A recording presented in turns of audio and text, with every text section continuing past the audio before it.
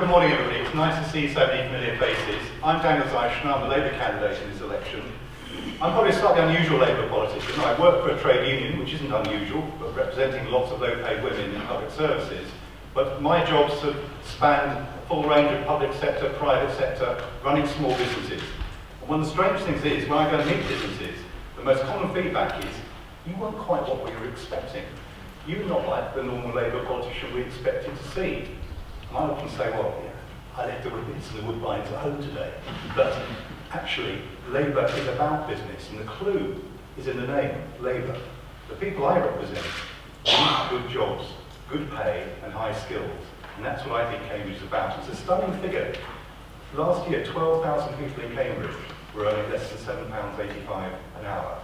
Now that's a problem for me, because those people are not well off. But it's also a problem for business, because they're your potential customers. And if they haven't got money to spend, that's a wasted opportunity for you. So, what have I done for business so far? Well, since I was selected as the Labour candidate back in 2006, I've made a constant beeline for the big employers and the organisations. I think I've probably met most people, Federation of Small Business, the LEP, Cambridge Ahead, the Chamber. And what I'm about is trying to build good, solid relationships. I'm a realist. I know that Labour is not the natural party of government in the east of England.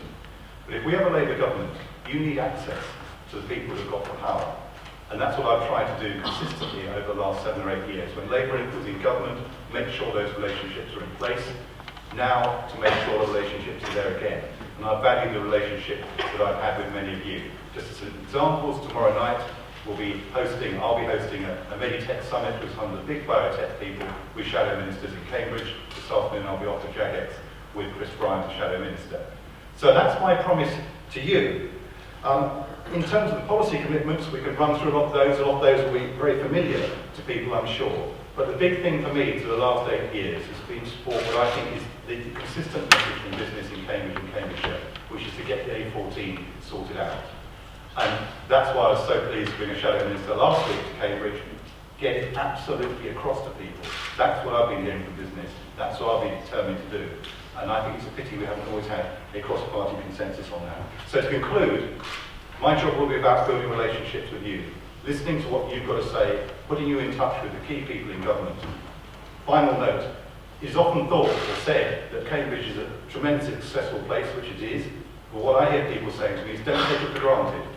It can't be taken for granted. If you don't get the transport and housing and skills issues sorted out, we have no right to expect continued success. I'm determined we are continually successful, but it's a challenge, and I want to make it successful with you. Thank you.